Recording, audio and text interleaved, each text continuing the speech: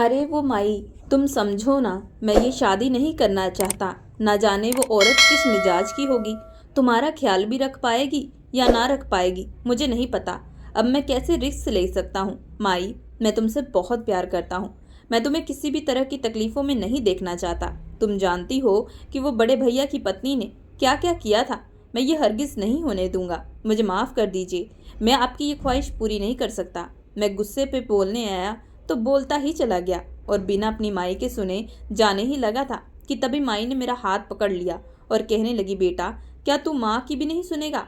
मैंने तुझे पाला पोसा इतना बड़ा किया। अब मेरे दिल में सिर्फ एक ही अरमान और एक ही तमन्ना है कि मैं तेरे सर पर सेहरा सजाऊं, देखूं। तो क्या तू मेरी ये ख्वाहिश पूरी नहीं करेगा? मैंने शर्मिंदगी से सर झुका लिया अपनी माँ के सामने।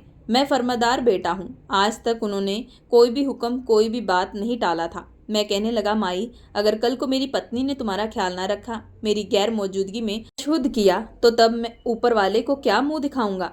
मैं ऐसा नहीं करना चाहता। तो क्यों मुसीबत में डालना चाहती हो मेरे लिए? तू सब कुछ कर। अगर उसने तुम्हारे साथ कुछ भी बुरा किया तो मैं बर्दाश्त नहीं कर पाऊंगा। मैंने झलझलाते हुए आखिरी जुमले अदा किए तो माई कहने लगी, ऊपर वाले की कृपा से हर चीज की उपलब्धि है, किसी भी चीज की कोई कमी नहीं। मैं तुम दोनों को तंग नहीं करूंगी। एक तरफ एक कमरे में पड़ी रहूंगी, बस 2 वक्त की रोटी दे देना, मगर तुम शादी कर लो। दुनिया वाले क्या कहेंगे कि माँ ने अपने बेटे का घर ही नहीं बसने दिया, इस डर से कि कोई बेटा छिन न जाए। सारी उम्र बेटे की शादी नहीं की। माई ने बेचारगी से ये जुमले कहे तो मैं गुस्सा होने लगा। माई तुम कैसी बात करती हो? मैं आपको इस तरह नहीं देख सकता। ऐसा न हो कि कल को हम बड़े घर में सो रहे हो और आप बरांडे में ठुठुर रही हो। भाभी भी तो आपके साथ यही सब करती थी। कितने मान और फक्र से मैं उन्हें बातें सुनाकर आपको अपने पास लाया था। अगर अब यहाँ भी ये सब कुछ हुआ तो मैं उनके सामने कैसे करूँगा? वह भी मेरा मजाक उड़ाएंगी। वह दुनिया वाले को बताती फिरेंगी कि अगर उन्होंने आपको नहीं संभाला तो दूसरा बेटा भी नहीं संभाल पाया। वह यकीनन हर एक के सामने आपको ही जिम्मेदारी ठहराएंगी और बुरी बनाएंगी। मैंने भूमिका बांधते हुए माँ को समझाया तो वह कहने लगी, उसका तो जिक्र ही मत कर। अब जो मैंने तुम्हारे लिए लड़की ढूंढी है, मजाल है जो वो तुम्हारे सामने भी बोल पाए। तो कुछ भी करेगा तो वो उफ नहीं करेगी। बहुत ही समझदार बच्ची है। अगर तुम उसके साथ तरीके से सलीके से रहोगे तो वह हमारे घर को खुशियों से भर देगी। मेरा प्यारा फर्मादार बेटा नहीं है, मेरा कहा नहीं मानेगा। उन्होंने लाड से कहा तो मैंने सर झुका लिया और कहा, अगर कल को उस औरत ने आपके साथ जरा सा भी बुरा सलूक तो मैं कह देता हूँ कि पहले दिन ही घर से निकाल कर बाहर कर दूंगा। मैं तुम्हें तकलीफों में नहीं देख सकता। मैंने चिल्लाते हुए माई से कहा तो वो मेरे लहजे में लचक देकर मुस्कुराने लगी। कहने लगी, बस तू शादी के लिए मान जा, बाकी सारी चीजें मैं खुद देख लूंगी। तुझे शिकायत का मौका नहीं मिलेगा। देखना तेरी दुल्हन ऐसी सब्र वाली और मनमोहनी सी होगी कि तू भी एक ही वक्त में 100 बार उस पर कुर्बान हो जाएगा। तू शादी के लिए मान जा बस। ठीक माई, ठीक है, मान गया। माँ के लहजे में झलकती हुई खुशी देखकर मैं और झंकार नहीं कर सका। 10वीं करने के बाद विदेश चला गया था। वहां से सारे पैसे भाई को भिजवाया करता। उसने कुछ बीघा जमीन खरीदी, उसके अलावा घर बनाया और अपने कारोबार में पैसा लगाया। जमीन से अच्छी खासी फसल हो जाती थी और कारोबार भी अच्छा खासा चल रहा था। घर में दौलत की कमी नहीं थी, मगर भाई ने मेरे साथ बहुत अन्याय किया। वह मेरे पैसों के कारोबार में मुझे आधे हिस्से का साझेदार भी नहीं बना सका था। उसने किसी भी चीज़ में मेरा हिस्सा नहीं रखा था। यह सब उसने अपनी पत्नी के कहने पर किया था। यह जानकर मुझे बेहद दुख हुआ था। जब मैं 14 साल लखनऊ लौटा तो जानकर हैरान रह गया कि भाभी मेरी माँ पर जुल्म करती थी। उनसे घर के सारे काम करवाती और खाना भी सिर्फ एक वक्त का देती। इसके साथ साथ वह माँ पर मारपीट भी किया करती और भाई ने भी मेरा भिजवाया हुआ सारा पैसा अपने नाम कर लिया था। मैं फिर खाली हाथ रह गया था। मैं जो कमाता था सब भाई को भेज देता था। ये तो वापस आने से पहले मुझे कुछ बोनस मिला था, जो किसी वजह से मैं सारा घर नहीं भिजा सका।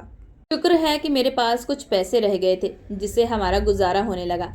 अभी भी कुछ पैसे मेरे पास पड़े थे। मैंने घोड़ा खरीदने के बारे में सोच रहा था क्योंकि उससे काम निकालना बहुत आसान था। आजकल बहुत से लोग इस चीज़ की मांग कर रहे थे। मैंने सोचा था थोड़े अरसे खरीद लूँगा, लेकिन मेरी माँ ने शादी का शोर ढाल दिया तो मजबूरन मुझे चुप ही रहना पड़ा, क्योंकि माई चाहती थी कि अब मैं शादी के लिए पैसे इकट्ठे करूं। मैं धूमधाम से शादी नहीं करना चाहता था जहाँ खामखा में इतने पैसे लग जाने थे।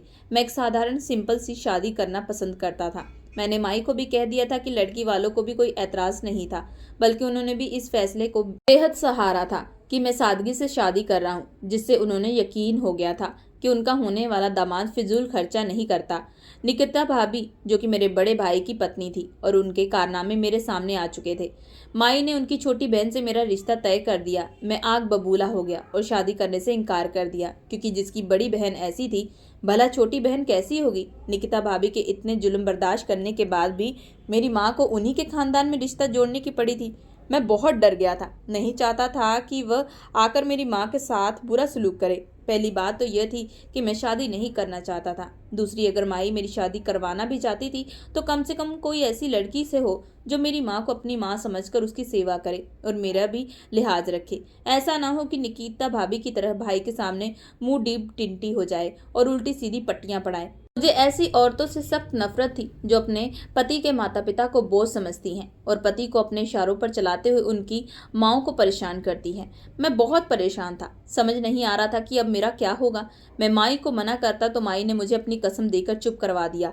मजबूरन मुझे शादी की तैयारियां करनी पड़ी। घर तो बना हुआ था, बस एक कमरे में थोड़ा सा फर्नीचर रखवा लिया। सुना था कि मेरी पत्नी के घर वाले बहुत कुछ दे रहे हैं, मगर मैंने लेने से इनकार कर दिया।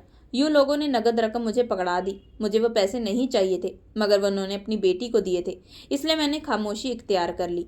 शादी बहुत धूमधाम से नहीं हुई। 6-7 लोगों को इकट्ठा करके सैंपल साधारण से शादी हो गई। फिर अगले ही दिन विदाई कर दी गई। लेकिन माँ के मजबूरन करने पर मैंने रिसेप्शन पार्टी बहुत बड़े पैमाने पर रखी थी। खानदान के सभी लोगों को बुलाया गया। इसके अलावा मेरे दोस्त जो मेरे साथ कांटेक्ट में थे, मैं सबको निमंत्रण कर दिया। पार्टी विदाई के एक हफ्ते बाद होना तय हुआ था। शादी वाली रात ही मैंने अपनी नई नवेली दुल्हन को यह सब बात समझा दी थी कि अगर इस घर में खुश रहना चाहती हो तो तुम्हें मेरी माँ से बना कर रखनी होगी। अगर तुम्हारी वजह से उनकी आंखों में एक आंसू आया तो उसी वक्त तुम्हारा हाथ पकड़ के तुम्हारे मायके छोड़ आऊंगा।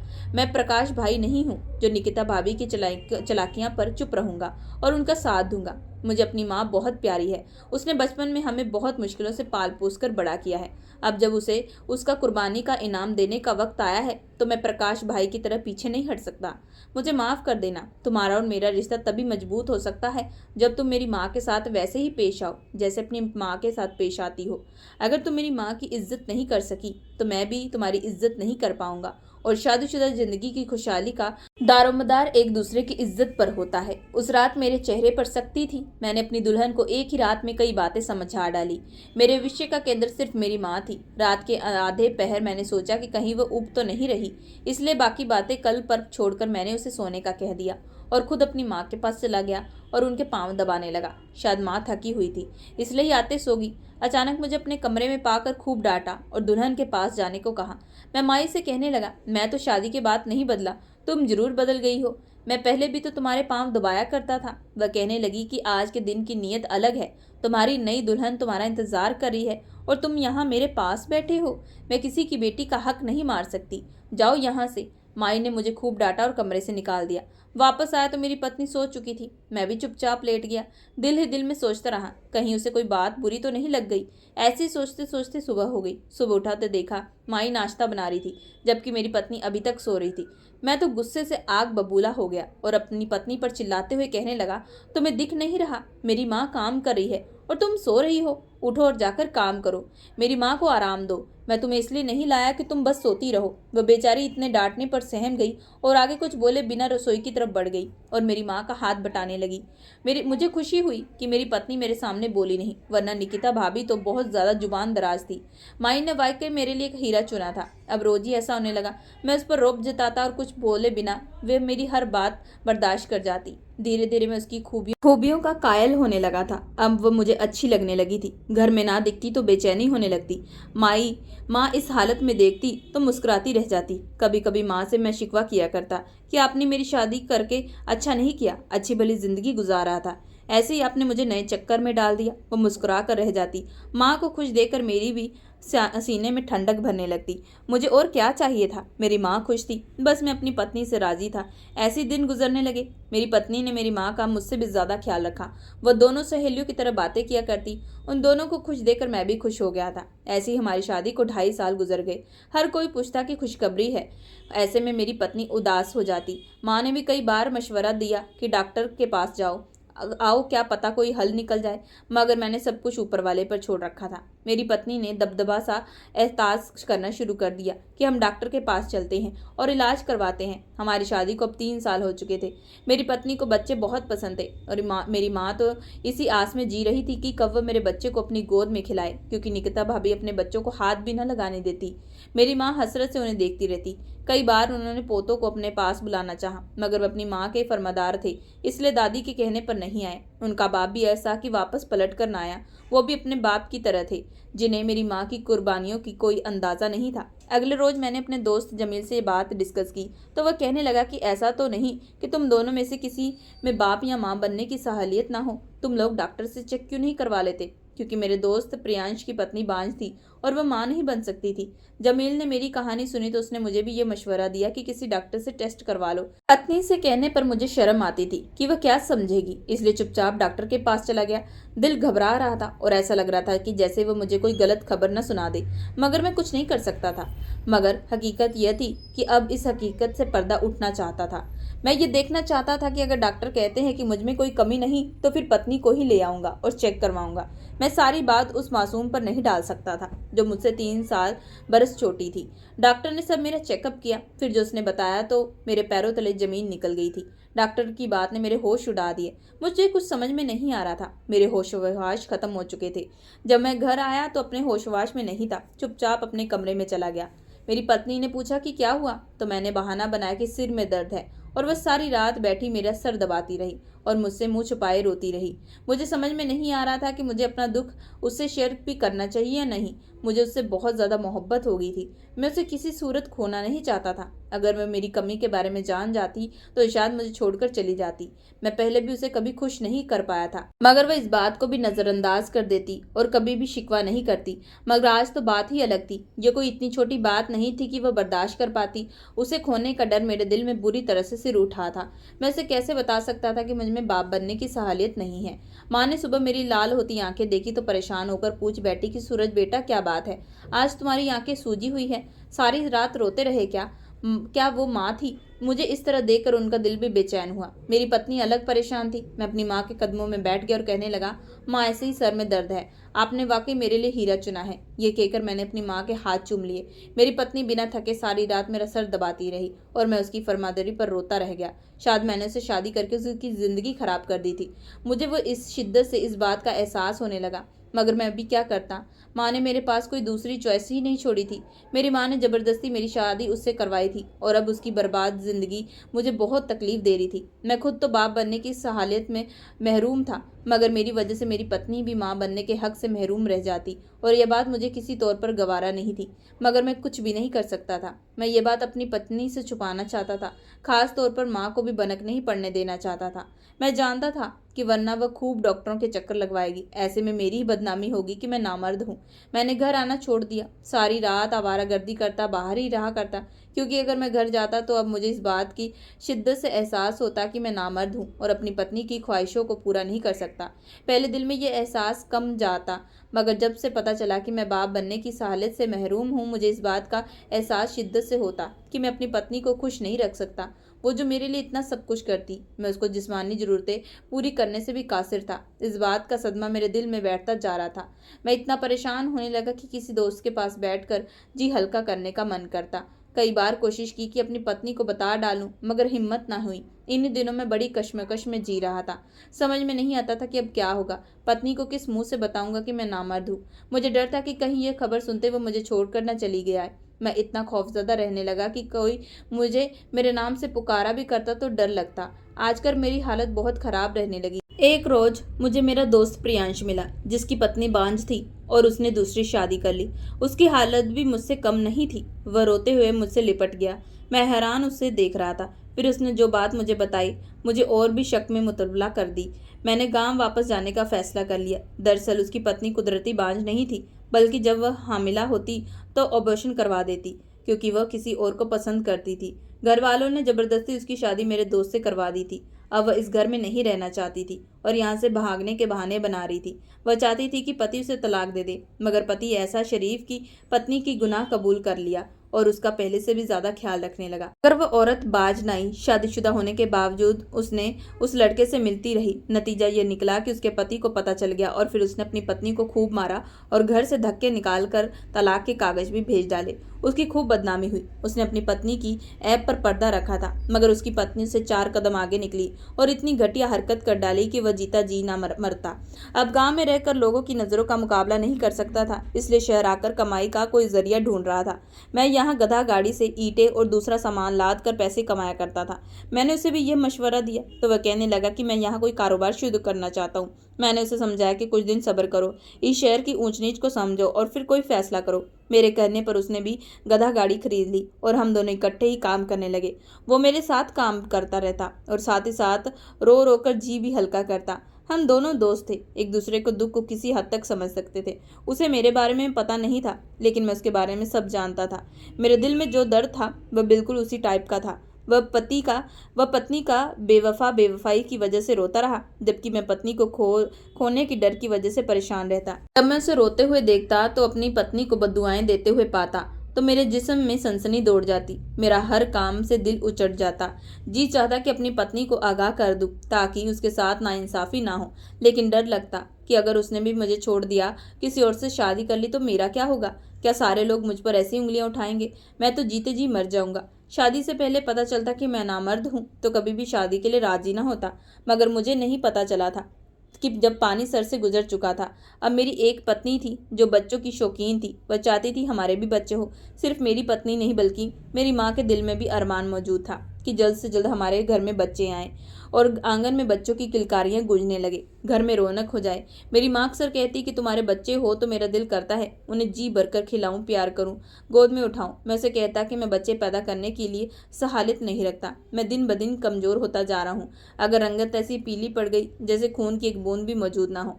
बाप न बन पाने का गम मेरे दिल में जैसे बैठ गया था। अपने दोस्त की हालत मुझसे देखी नहीं जा रही थी। मैं उसके जैसा नहीं बनना चाहता था। मैंने फैसला कर लिया कि जो होगा देखा जाएगा। मैं गांव वापस आ गया। मैंने अच्छा खासा पैसा कमा लिया था। मेरी पत्नी के पास भी एक बड़ी रकम मौजूद थी जो उसके मायके वालों ने दहेज के नाम पर दी थी, जो उसने अभी तक इस्तेमाल नहीं की थी। मैं घर आया तो मेरी पत्नी कहने लगी कि चाहे आप माने या ना माने, आज हम डॉक्टर के पास जाएंगे और अपना जांच करवाएंगे। मैं अब और लोगों के ताने नहीं सह सकती। अम्मा को देखती हूँ तो दिल तड़प उठता है। उन्हें पोते होने की इच्छा है जिसे वह अपनी गोद में खिला सके, और बदनसीब उनकी ये इच्छा पूरी नहीं कर पा रही। अब तो मेरे दिल में भी डर बैठ गया कि अगर मैं माँ न बन पाई तो कहीं आप दूसरी शादी न कर ले। मैं आपसे बहुत प्यार करती हूँ और ये बात सहन नहीं कर सकती कि आप मेरे अलावा किसी और औरत की तरफ देखें। मैं कितनी अभागन हूँ कि आपको एक संतान भी नहीं दे सकी। मेरी पत्नी के लहजे में गहरा दुख बोल रहा था और आंखों में आंसू चमक रहे थे। जब मेरी पत्नी ने यह बात की तो मैं अपराध के बोझ में सिर झुका गया, क्योंकि कमी तो मुझ में थी जबकि वह खुद को दोषी ठहरा रही थी। यह मुझे कहाँ मंजूर था। मुझे अपनी पत्नी अपनी जान से भी ज्यादा अजीज थी। मैंने सोच लिया था कि आज रात मैं इस रात से पर्दा उठाकर ही रहूंगा, कि इसमें कोई कमी नहीं। जो भी कमी थी वह मुझ में थी। वह खुद को दोषी ठहराना बंद कर दे। रात को खाना खाने के बाद जब हम दोनों माँ के पास काफ़ी देर बैठकर बात कर रहे थे तो बार बार मेरी आंखें भीग रही थी। माँ मेरी हालत देख चुकी थी। वह कहने लगी, सूरज बेटा, सब खैरियत है तो? आज फिर तुम्हारी तबीयत मुझे ठीक नहीं लग रही। उन्होंने ऐसे अंदाज में बात की कि मेरा सिर झुक गया। उन्हें कुछ बता सकता और ना खुद कुछ कर सकता था। एक बार तो दिल चाहा कि माँ को बता दूं, मगर मैं उन्हें निराश नहीं कर सकता था। पहले से पत्नी की सलाह मशवरा करना चाहता था कि वह कब से हमारे बच्चे की आस लगाए बैठी हुई है। मैं एकदम से उन्हें इतना बड़ा दुख नहीं पहुंचा सकता था।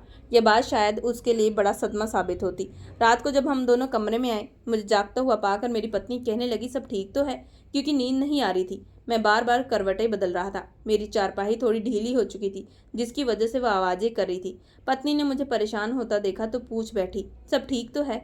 मुझसे चुप नहीं रहा गया और मैं अपनी पत्नी के सामने बच्चों की तरह जोर से कतारें लगाकर रोने लगा। उसने मुझे रोता हुआ देख तो घबरा गई। कहने लगी, क्या बात है, सब ठीक तो है ना? मैं सिर झुकाए बैठा रहा। उसने जल्दी से दिया जलाया और कहने लगी, तबीयत खराब है क्या? मैंने ना में सिर हिलाया। कहने लगी, मम्मी जी को बुलाऊं? मैंने फिर भी ना में सिर हिलाया तो वह परेशान होकर मेरे करीब बैठ गई। कहने लगी, ऐसी कौन सी बात है जिसने आपको इतना परेशान कर दिया कि आप सो नहीं पा रहे? क्या मुझे भी नहीं बताएंगे? क्या आप मुझे अपना हमदर्द नहीं मानते? मैं आपके दुख सुख की साथी नहीं हूँ? आपकी जो परेशानियां हैं वो मेरी हैं, मुझे बांट कर दिल हल्का कर लीजिए, या फिर मैं इस काबिल नहीं कि आप अपने दुख मुझसे बांट लें। जब उसने ये बात की तो मैं तड़प उठा, आंखें उठाकर ऊपर देखा और कहा, मैं जिस बात से पर्दा उठाने वाला हूँ वह तुम्हारे कदमों से जमीन खिसका देगी। हो सकता है कि तुम मुझे छोड़ दो। वह गुस्से में होते हुए कहने लगी, कुछ भी हो जाए मैं आपको कभी नहीं छोड़ूंगी। अगर आपके साथ मुझे भूखे भी रहना पड़े तो मैं राजी हूँ, मैं आपको कभी नहीं छोड़ूंगी। उसने मेरा हाथ मजबूती से अपने हाथों में थामा तो मैं रो पड़ा और कहने लगा, मैं एक मुकम्मल मर्द नहीं हूँ और बाप बनने की क्षमता से वंचित हूँ। हम कभी भी माता पिता के दर्जे पर नहीं पहुंच सकते। ये सुनते उसने मेरे हाथों से अपने हाथ खींच लिए। काफ़ी देर तक वह अविश्वास से मुझे देखती रही। वह ऐसे देख रही थी जैसे उसे लग रहा था कि मैं मजाक कर रहा हूँ, जबकि मैं शर्मिंदगी से सर झुकाए बैठा था। मुझे सब गाली जैसा लग रहा था। अपनी पत्नी को देखकर मैं समझ गया कि शायद वह मुझे छोड़ देगी।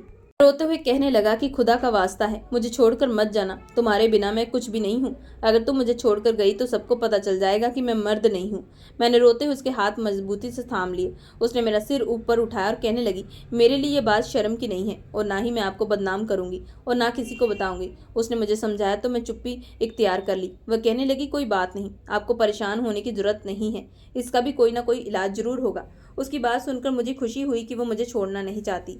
मेरी आधी परेशानी दूर हो गई थी। इतने दिनों से मैं चिंता में डूबा था। ऐसा लगता था कि जैसे मानसिक बीमारी का मरीज बन चुका था, मगर अब सब कुछ ठीक हो चुका था। मैंने मुस्कुराते हुए अपनी पत्नी का शुक्रिया अदा किया और चारपाई पर लेटकर सोचने लगा। मेरी माँ ने वाकई में एक बेहतरीन फैसला किया था। सुबह जब मैं उठा तो मेरी पत्नी नाश्ता तैयार कर चुकी थी। कहने लगी, माँ जी ने अंदर से कुंडी बंद की हुई है, अभी तक भी उठी नहीं। मुझे तो चिंता हो रही थी कि जरा जाकर देखिए। मैं जल्दी से माँ के कमरे की तरफ बढ़ा। चिंता के मारे हाथ पैर कांप रहे थे। दरवाजा खटखटाया मगर माँ ने नहीं खोला। मजबूरन दरवाजा तोड़ना पड़ा। सामने माँ बेसुध चारपाई से नीचे गिरी हुई थी। वह अपने सच्चे रब से जा मिली थी। मैं झाड़ू कतार रोता हुआ फर्श पर बैठ गया। मुझे रोता देखकर मेरी पत्नी दौड़ते हुए पास आई। जब उसे पता चला कि मेरी माँ का निधन हो चुका है तो वह ऐसे रोने लगी जैसे उसकी सगी माँ गुजर गई हो। माँ के क्रियाक्रम के बाद मेरे भाई को एहसास हुआ कि उसने माँ के साथ गलत रवैया अपनाया था, मगर अब कुछ नहीं हो सकता था। निकिता भाभी बीमार रहने लगी तो उन्हें भी एहसास हुआ कि उन्होंने मेरी माँ के साथ कितना गलत व्यवहार किया था। उन्हें माफ करने वाली तो अब जा चुकी थी जिनकी वह गुनहगार थी। उन्हें माफी मांगने का भी अब मौका नहीं मिला। भाभी के बीमार होने की वजह से उनके घर का सारा कामकाज बिगड़ चुका था। भाई अपने व्यापार पर ध्यान नहीं दे पा रहा था। मैंने अपनी पत्नी से कह दिया था कि तुम थोड़ी देर अपनी बहन यानी भाभी के पास जाया करो और उनके घर का काम किया करो। मेरे भाई को परेशानी हो रही है। वैसे भी भाभी तुम्हारी बहन है, तुम्हें उनके घर का काम करने में कोई परेशानी तो नहीं होगी। अगर फिर भी तुम्हें दिक्कत हुई तो मैं तुम्हें कुछ दिनों में एक नौकरानी का इंतजाम कर दूंगा। मेरी पत्नी ने मेरी बात सुनी तो कहने लगी, आप कह रहे हैं तो वहां चली जाऊंगी। वह मेरी आज्ञाकारी पत्नी थी, मना कर ही नहीं सकती थी। अपनी दिली इच्छा के मुताबिक मैंने अपनी पत्नी से कुछ पैसे लेकर एक घोड़ा खरीद लिया और अस्तबल भी बनवा लिया। अच्छी खासी जमीन मेरे पास थी। मैंने सोचा क्यों ना अपना शौक पूरा कर लिया जाए। अब औलाद तो नहीं है जिसके खर्चे की चिंता करूं, उसी में अपनी अधूरी ख्वाहिश तो पूरी करी। अपनी इच्छाओं को पूरा करना भी औलाद की कमी से एक भागना था, क्योंकि ये कमी हम दोनों की बहुत शिद्दत से महसूस करते थे, मगर ये हमारे बस में नहीं था कि हम इस कमी को पूरा कर पाते। यह तो मेरी वफादार पत्नी की हिम्मत थी जिसने मुझे कभी भी कोई ताना नहीं दिया। मेरी पत्नी को भी घोड़े बहुत पसंद थे। यूं मैंने 3 घोड़े खरीद लिए, बड़ा अस्तबल बना लिया। लोग खास तौर पर हमारे घोड़ों को देखने आया करते, जिससे मैं अच्छी खासी आमदनी कर लिया करता। अब मेरी पत्नी रोज ही बहन के घर जाने लगी। वो उनकी देखभाल करती, घर का काम करके लौटती। उनकी बहन उसे ढेर सारी दुआएं देती और साथ ही साथ शर्मिंदा नजरों से भी उसकी तरफ देखती। हालांकि मुंह से कुछ नहीं कहती। मेरी पत्नी उसकी खामोशी को भी समझती थी, इसलिए अक्सर घर आकर उसकी बातें मुझसे किया करती थी। आमदनी बढ़ाने के लिए मैंने जो घोड़े लिए थे उन्हीं घोड़ों से मैं खूब पैसे कमाने लगा। माँ को गुजरे अब 1.5 महीने हो चुके थे जब एक दिन मेरी पत्नी की तबीयत इतनी खराब हुई तो बेहोश होगी। मेरा बड़ा भतीजा विजय मुझे बुलाने आया तो मैं दौड़ता हुआ अपने भाई के घर गया। वहां देखा तो मेरी पत्नी बेसुध चारपाई पर पड़ी थी। भाभी कह रही थी कि जल्दी से दाई को बुलाओ। मैंने कहा, दाई को बुलाने की जरूरत क्या है, मैं हकीम साहब को ले आता हूँ। हमारे घर में गांव में डॉक्टर के पास जाने का उतना रिवाज नहीं था। ज्यादातर लोग आज भी हकीमों से ही अपना इलाज करवाते हैं। मैं जल्दी से गया और हकीम साहिबा को बुलाया। उन्होंने आते ही जो खबर दी उसने मेरे पैरों तले जमीन खिसका दी थी। मैं हक्का बक्का देखता रह गया। मुझे कुछ समझ में नहीं आ रहा था, ये कैसे मुमकिन था। उनके कहने अनुसार मेरी पत्नी गर्भवती थी। ये कैसे हो सकता था। डॉक्टर ने खुद बताया कि मैं बाप बनने की क्षमता से वंचित हूँ। मैंने अपनी पत्नी की ओर देखा तो वह नजरें चुराने के बजाय खुश हो रही थी। उसके चेहरे पर मौजूद खुशी ने मुझे और भी ज्यादा सदमे में डाल दिया। वह अच्छी तरह से हर बात जानती थी, मगर शर्मिंदगी की हद थी कि फिर भी वह मुस्कुरा रही थी। सब लोग बेहद खुश हो रहे थे, मगर वहां मौजूद किसी एक इंसान को भी मेरी दिली हालत का अंदाजा नहीं था। उसने मेरे भतीजे को पैसे दिए और कहा, फौरन मिठाई ले आओ, मैं सारे गांव में मिठाई बांटूंगी। हमारी बरसों पुरानी मुराद पूरी हुई है। मैं आज बहुत खुश हूँ और ऊपर वाले का लाख लाख शुक्र कि उसने मेरी सुन ली।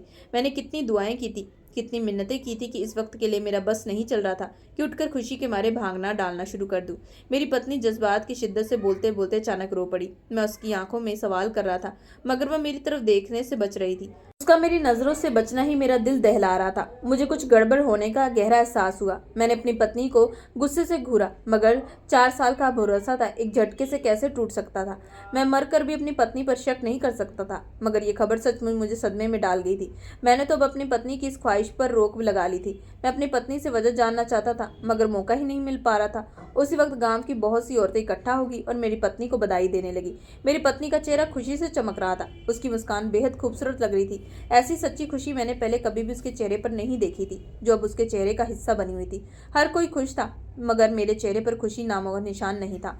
भाभी ने भी पूछ लिया, सूरज क्या बात है, तुम बहुत परेशान दिख रहे हो, तुम्हें तो खुश होना चाहिए। मैं तो सोच रही थी जब तुम्हें ये खबर मिलेगी तो तुम खुशी के मारे नाचने लगोगे, मगर तुम्हारे चेहरे पर तो 12 बजे है। क्या बात है, मेरी बहन तो बड़ी सीधी सादी है और मासूम है, अब तुम्हें काबू में करने वाला आ रहा है। निकिता भाभी मजाक करते हुए कह रही थी और साथ ही साथ मुझे बधाई भी दे रही थी। वह भी बेहद खुश लग रही थी। मैं सिर झुकाए खड़ा था। जब सबका दबाव पड़ने लगा तो मैं चुपचाप घर से निकल गया। मेरे भाई ने तो ढोल वाले को बुला लिया और बकायदा जश्न मनाया जा रहा था। ढोल की आवाजें मेरे सिर पर कैसी हथौड़े की तरफ बज रही थी। मेरे सिर में दर्द फटने लगा। मैं सारे रौनकों से दूर भागता हुआ नदी के किनारे चल गया और सोचने लगा कि आखिर मेरी पत्नी गर्भवती कैसे हो सकती है, जबकि डॉक्टर के शब्द आज भी मेरे कानों में गूंज रहे थे कि आप बाप नहीं बन सकते। मैं पागलों की तरह चिल्लाते हुए कानों पर हाथ रख के बैठा था। जब किसी का हाथ अपने कंधे पर महसूस हुआ तो मैं घबराते हुए पीछे मुड़ा तो मेरा बड़ा भाई खड़ा था। वह कहने लगा, सूरज क्या बात है, इतने परेशान क्यों हूँ? तुम्हारी तबीयत तो ठीक है? घर की खुशियों और रौनकों को छोड़कर तुम यहाँ चले आए। नाशुक्री भी की हद होती है। तुम्हारा बर्ताव मुझे न सिर्फ गुस्सा दिला रहा है बल्कि हैरान कर रहा है। मेरी हालत ऐसी नहीं थी कि कोई कह सके कि मैं मानसिक रूप से ठीक हूँ। मैं रोते हुए भाई से लिपट गया। भाई कहने लगा, तुम्हें इतनी बड़ी खुशखबरी मिली है, शायद इसलिए होश में नहीं हो। ऐसा करो, घर चलो, यहाँ बैठे रहो और ज्यादा परेशान होते रहोगे। जाओ अपनी पत्नी के पास इस खुशी को मनाओ, वह तुम्हारा इंतजार कर रही है और तुम यहाँ नदी के किनारे वक्त बर्बाद कर रहे हो। भाई ने समझाते हुए मुझे डांटा तो मैं चुपचाप चप्पल हाथ में लिए पागलों की तरह चलता हुआ घर वापस आया। देखा तो मेरी पत्नी मीठी नींद में सो रही थी। उसके चेहरे पर किसी किस्म की चिंता नहीं थी। मैं रोते एक बार फिर अपनी माँ के कमरे में गया। अगर आज वो जिंदा होती तो अपना दुख उनसे कहकर हल्का कर लेता, मगर पत्नी से कैसे पूछता कि माँ कैसे बनी। मेरी पत्नी की पवित्रता मुझे उस शक पर करने पर शक कर रही थी, मगर हकीकत सवालिया निशान की तरह मेरी आंखों के सामने थी। कहीं वह मेरे दोस्त की पत्नी की तरह धोखा तो नहीं दे रही? ऐसा तो नहीं कि वह किसी और के बच्चे की मां बनने वाली है? कहीं ऐसा तो नहीं कि उसने भी कोई और रास्ता ढूंढ लिया? आखिर मां बनने की चाह किसी औरत के अंदर नहीं होती, औलाद ही औरत के अस्तित्व को मुकम्मल करती है। मैं पागलों की तरह दीवारों में सिर मारने लगा। समझ में नहीं आ रहा था कि अपनी बात किससे पूछूं। अपने अंदर घर फूट फूट कर मैं मर रहा था। दीवार पर सिर मारने की वजह से खून बह रहा था। मैंने चेहरा धोया और अपने कमरे में चलाया। मेरी पत्नी अभी भी सो रही थी। मुझे हैरानी होने लगी कि जब तक घर में नहीं आता तब तक वह कमरे में नहीं जाती थी। आज वह इत्मीनान से सो रही थी। यह कैसे हो सकता था? यकीनन वह बदल चुकी है। मैं रोते हुए अपनी पत्नी के चेहरे को देखने लगा। शायद किसी और की उसकी जिंदगी में मौजूदगी कोई झलक मुझे नजर आ जाए, मगर वह ऐसे सो रही थी जैसे कई वर्षों बाद उसे चैन की नींद मिली हो। मैं उसकी नींद में खलखल नहीं डालना चाहता था और चुपचाप घर से निकल गया। रास्ते में मुझे मेरा दोस्त मिला जो शहर से अभी अभी गांव आया था। उसने मुझे इस हालत में देखा तो कहने लगा, सब खैरियत तो है?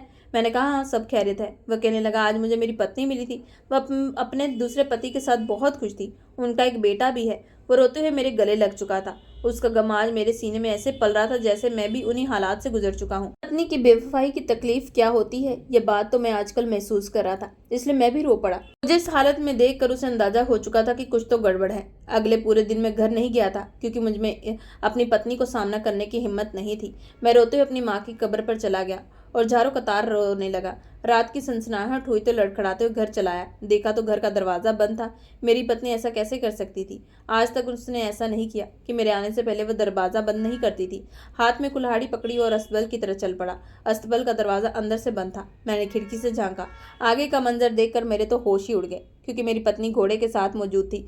मैं हैरानी से देखने लगा कि ये सब क्या हो रहा है। शायद वह कुछ पीस रही थी। उसने घोड़े के चारों से कोई पाउडर बनाया, घोड़ी का दूध निकालकर उसमें डाला और अस्तबल से बाहर निकल गई। मैं गुस्से से भरा हुआ अपनी पत्नी की तरफ चला गया और उससे पूछने लगा कि उस दूध में आखिर ऐसा क्या था। वह हकलाने लगी। मैं समझ गया कि वह मुझसे कोई ना कोई बात छुपा रही है। मेरे सामने बात करते हुए पहले कभी इस तरह नहीं लड़खड़ाई थी।